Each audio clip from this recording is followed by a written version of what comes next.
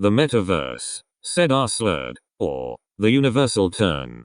Part 1. By ThE. We believe it is of great importance to recognize two things. 1. The metaverse isn't a future virtual reality. It is a metaphor for reality. 2. Scare quotes virtual land isn't virtual. Scare quotes virtual land requires physical space and energy. For well over a decade virtual land has been rented out. It is thought virtual land, owned by corporations, is paid for by selling data to corporations. This relationship has been described as, quote, if you are not paying for it, you are not the customer, you are the product. This is partially true but ultimately incorrect, as the corporations buying the data are the same corporations supplying the virtual land. At the very least they are in fact, all corporations. A more accurate way to conceive this current reality is in feudalist terms. Vassals in the metaverse pay rent to the lords in the form of data and attention. The crown grants military protections to the lords in return for access to data and attention capture.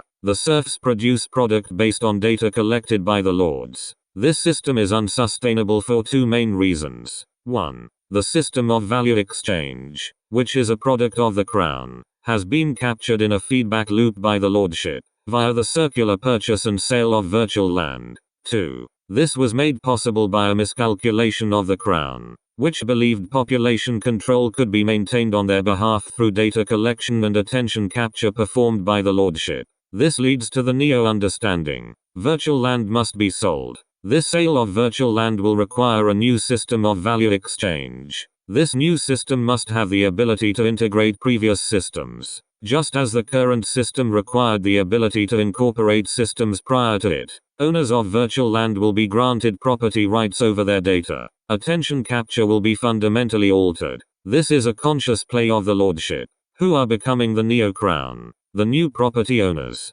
the neo-lords, will be granted military protections.